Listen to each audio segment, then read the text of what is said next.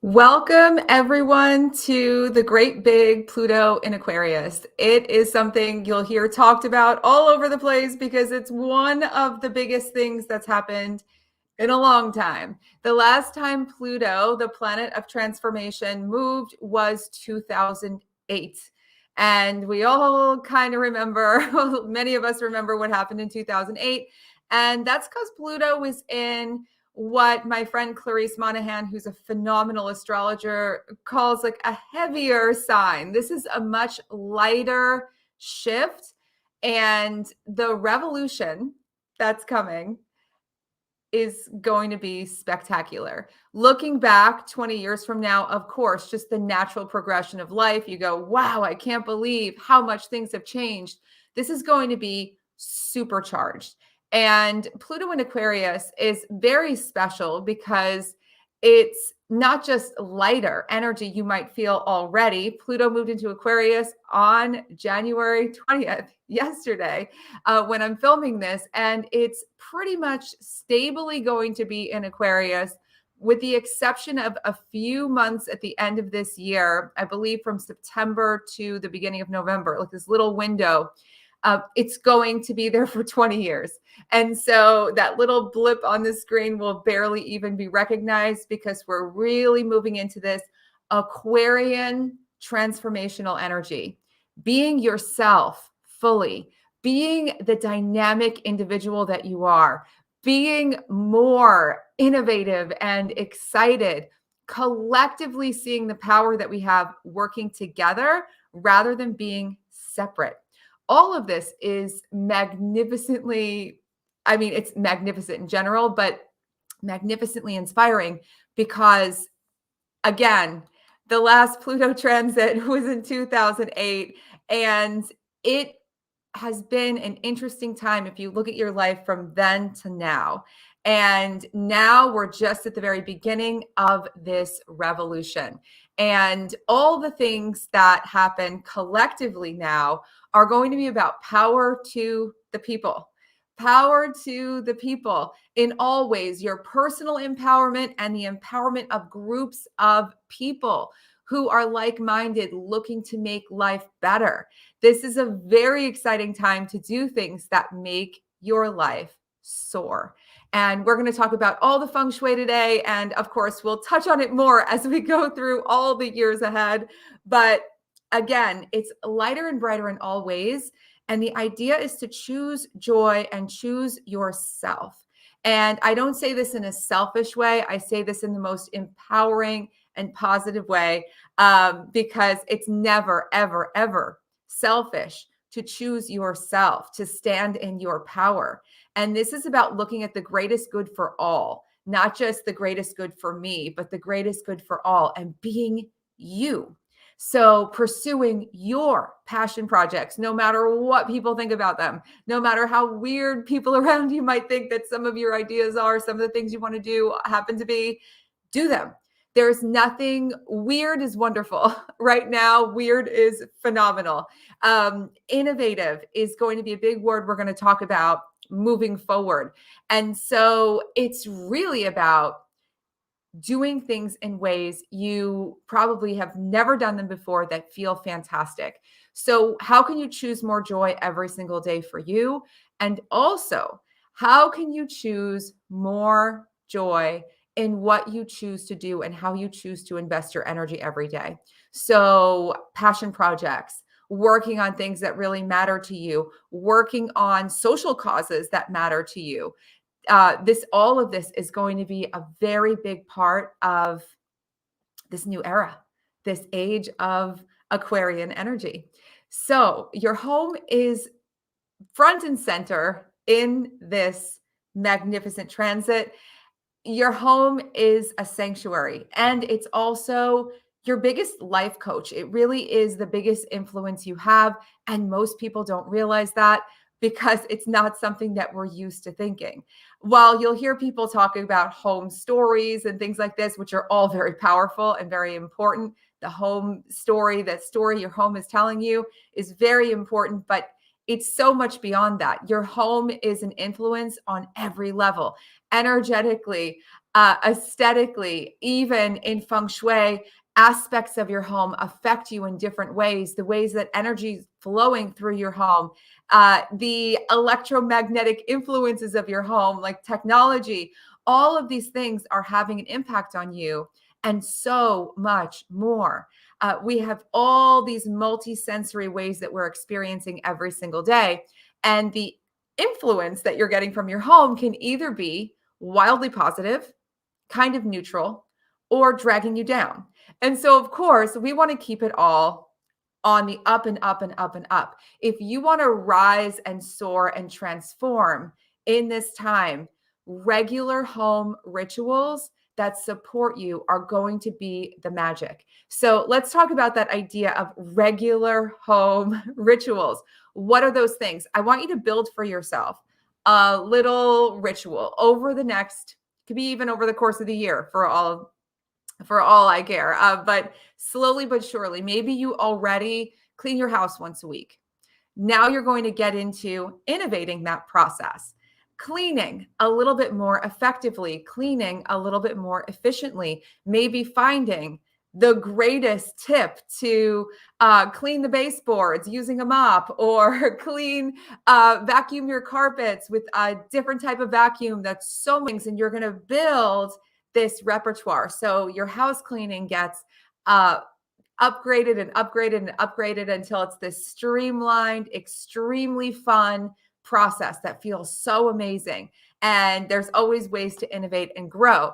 And then maybe you add in an energy ritual that's going to expand the energy of your life. This week, I'm releasing a video full of an energy ritual that you can use that's so simple, using stuff from your pantry, your grocery store. And it is just fantastic for this baseline of brilliant, positive energy. We want to constantly release the old. Remember, we've been in older, denser, heavier energy for the last nearly 20 years, and it just doesn't switch off like that. We've become accustomed to it.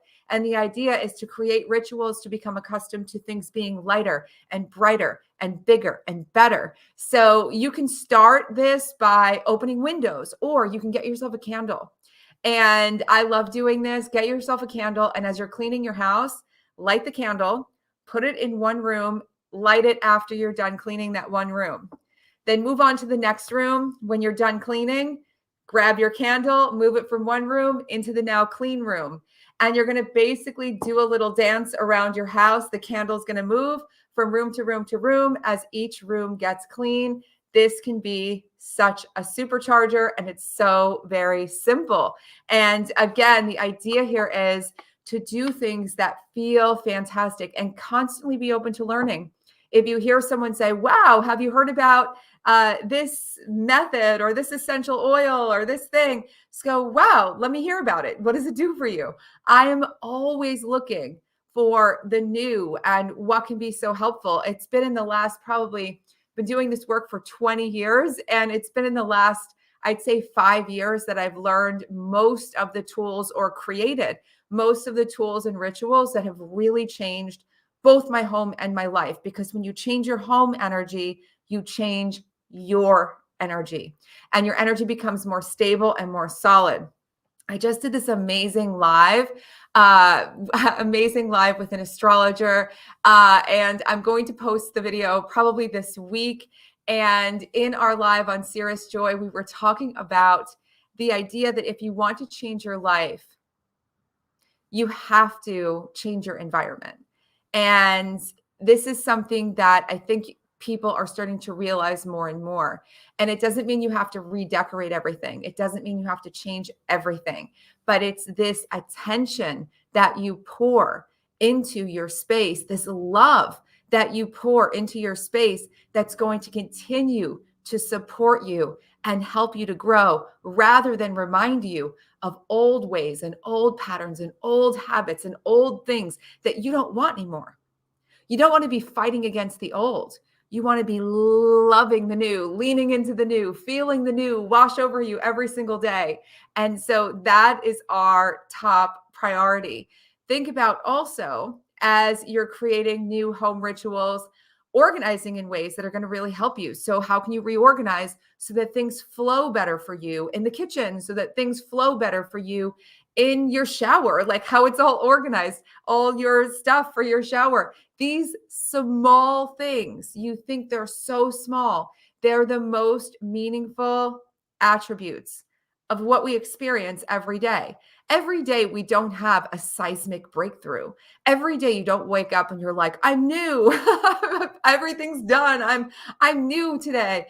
Instead, it's actually these everyday moments that are affecting us. And so if you want to have breakthroughs every day, seek to elevate those everyday moments, reorganize so that those everyday moments are more meaningful, more full of flow, more full of joy, more full of self-love. I just got something from the TikTok shop. I just got this amazing African bath sponge. And if you haven't seen the ads yet for them and you're on TikTok, I'm sure you will at one point. And there are these long, beautiful sponges. These were sourced from Nigeria, I believe. These beautiful colors, and they're sort of knit net sponges, and they last for years. And it was just mind-blowing how much better my shower was with this bath net sponge. And I was able to just just everywhere. My skin feels amazing. I feel so good. And it was this small little thing that's going to last me for a few years. And I think it was like $5. And so this is what I'm talking about. How you can make these everyday rituals in your home, these everyday things you do, so much better. It's easy to look at things and go, oh, that's ridiculous. Oh, I don't need that. And it's true, you don't need everything. But if something's going to make your important moments of your day a little bit better, invest your time, energy, and love into those things. So your home gets this massive upgrade. Now, innovate and collaborate. These are big themes. Again, this is 20 years. Innovation and collaboration. And you might want to think off the bat for this year, how can I collaborate with people? How can I collaborate more? Do I want to collaborate with friends? Do I want to join groups? Maybe there are some groups of like-minded people that you can join. I'm just rejoined a Pilates class. It feels so good. I felt so good being a part of a group like that. And I'm so happy to be back tomorrow morning. So where can you innovate and collaborate? And so collaboration, we're talking about first, think about that for yourself. What can you join? Maybe it's online groups, maybe it's classes. What can you join? What can you do that's going to bring synergy into your life? This is a time where people come together. And in addition to bringing together like-minded people in the groups that you join, it's also important to think about listening to the people who you don't agree with, the people who may be on the other side of a political argument or of a way of living, and just listening to them, listening to their mindset, listening to their concerns. I think that we've gotten so used to writing off, and I don't say you personally, but as a culture, this great divide in America and in many other places. It's like you're on this side or you're on that side, when really most people just want to have a good life. The majority of people want the same things. They just don't, they've been told that they have to go in one direction, they have to think in a certain way. And I really believe we're going to go from these two opposite sides of the spectrum to bringing things together in the next 20 years more and more. And that's a choice that we can all make. And that's something we can all do, listening to people who we don't necessarily agree with, hearing them, having compassion for them, realizing there's wisdom in what everybody thinks. Not everything is a black and white issue. And so that's a really big one.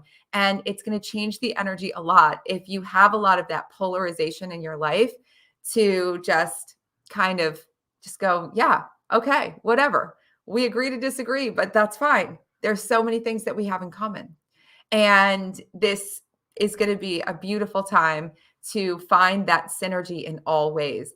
Collaboration is phenomenal. Innovation is everything about Pluto and Aquarius. Technological innovation mainly, but innovation in general. This is, again, the sign of being a thinking outside of the box individual, the sign of charting your own course, being a trailblazer. How can you be more of a trailblazer? I've been doing lots and lots of episodes, of the podcast, the School of Intention podcast. If you haven't seen it yet, I'm going to link it below because these episodes are literally just 10 minutes long, 8 minutes long, 6 minutes long. But I'm really focusing in on these specific nuances of innovation and making things better and making improvements, because that's what you all who come to this work, who like all of this stuff, are into, making things better. And one of the things about innovation is you really need to be creatively awake. This entire Feng Shui method is founded on creative awakening. And you are a creative genius. It's pretty much been proven. There are studies about it. There's a whole podcast episode about it called You Were Born to Be Creative. And there are studies done that have shown that just about all of us are born creative geniuses. And by the time we're like 20 years old, we abandon most of that true genius level creativity, falling into reality. And that's just not right, because creativity is your manifesting power. Creativity is the problem solver. Creativity is what brings us infinite possibilities, truly in every day. It's that awakening to the fact that there's always something you can do to make it go right. And so one thing you can start this Pluto and Aquarius season off with, this 20-year season off with, is truly doing things that are going to awaken your creativity. You might start drawing, painting, doing a pottery class, writing every day, even writing in a journal. Start stimulating your creativity, start watering your creativity, start building this energy. It's going to help you tremendously. And another big facet of innovation is the willingness to experiment, not being so focused on the results, but being really open. You know what you want. You have your picture of the top of the mountain and the pinnacle and what you want to reach and your goal, but being willing to experiment on the way up the mountain and really falling in love with the process of trying new things, of seeing what works, of seeing what falls apart, of seeing how things are going to work. When I was developing this Feng Shui method, I didn't know, first of all, that I was developing this whole thing that would be all of this, and that we'd have people all over the world, thousands of people studying and practicing and becoming certified. That was not in my mind. In my mind was, how could this work? This is so fascinating. I wonder what would happen if I tried this. And I wonder what would happen if we tried this. And there were a lot of experiments that didn't work as planned, but there were so many that did. And that's how the innovation happened. It took a while, but this is going to be 20 years. You have time to innovate in ways, doing things that have never been done before, but you don't just innovate in your head. You do it in action. This is the time to say yes and go and try things and be in love with the process and know that not everything's going to be a big hit. Not every video that anyone does goes viral. Not everything's going to be like through the roof, but each and every time you can learn and grow and keep improving and moving in new directions. And this is the gold. It's the gold. It's just the best. So get into that spirit of innovation and it will serve you so well. And finally, tap into all of your superpowers. You have so many superpowers, your intuition, all of the downloads that you receive from the universe, even the messages that come to you in your dreams. How can you work on having a more magnetic mindset and more magnetic energy? And this is a question you can ask yourself. What is it that I want to work on? I want to offer this to everyone, this suggestion. It's nothing new. It's nothing that hasn't been done before. However, 99.9% of the time when I'm talking to people, they say, I know all about visualization. I know all about closing my eyes and seeing what I want. And I've done that and I've tried it and it didn't work for me. And I ask them, like, how much do you do it? And it's like, oh, I tried it for a week. I tried it for a few days. See what happens if you write down something that you want, something that you really want to see, or maybe a multitude of things, and you start visualizing them. In the morning when you wake up, before you get out of bed, set an alarm for another 5 minutes, 10 minutes, and close your eyes again. And you'll have the alarm on in case you fall asleep, and start visualizing exactly what you want unfolding for you.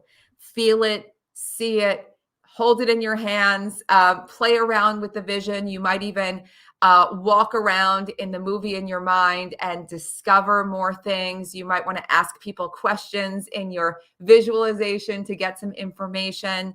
Practice seeing what you want, and you will change your mind, and you will change your energy, and you will change pretty much all of your creative abilities.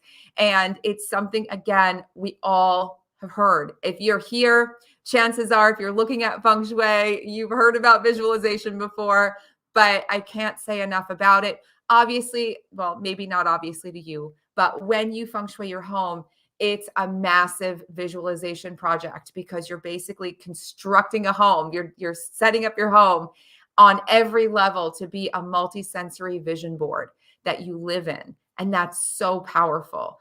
But it starts with these simple practices. So I'd like to invite you, and maybe we'll do a challenge. That would be really fun. Maybe we'll do a visualization challenge this year. But so many people know about it. Not many people do it and keep up with it for a consistent amount of time. And the people that I know that do have credited it with making the biggest breakthroughs in their life. It has been one of the things that's brought me the biggest breakthroughs in my life of all practices. And when I'm doing it in a religious fashion, when I'm doing it consistently and, sometimes multiple times a day, things happen in the most outrageous ways. So there's always something that I am picturing and toying with and creating. And I invite you to do the same. It's one thing to know it, it's another thing to do it. You don't need any equipment, you don't need any books, you don't need any special things. You can literally just do this now and consistently do it. And the more you do it, the easier it becomes to get lost in those visions. To me, it's the most fun thing to do because it's like living your dreams. Who doesn't want to live their dreams? Like, seriously. So I'm wishing you the best 2 decades ahead. Of course, we have plenty of time in between and as we go through this whole transit, but I wanted to make this video to give you an overview and some themes to think about, things to start going, how could I build this? How could I add a little bit more joy? How could I make my home rituals a little bit more dialed in, more fun, more experimental? How can I collaborate more? How can I innovate more? And certainly, how can I tap into more of my superpowers? For those of you who are passionate about Feng Shui and want to become a Feng Shui professional this year, the School of Intention Professional Certification Program is open for early registration right now. And it's only open for a short while for early registration. And below or above, depending on where you're watching this, in the description box on YouTube or below in the comments on Facebook, you'll find all the details to learn more and join us. And I'm going to check and see if there are any questions sent in. Hello, hello, hello. I'm so glad you could all be here. And I can't wait. It's going to be such a fun time. It's going to be wild. And as with all things, when there's a lot of change happening, be super good to yourself. Always be super good to yourself, but be extra good to yourself because you deserve it. I will see you soon. Mwah. Bye, everyone.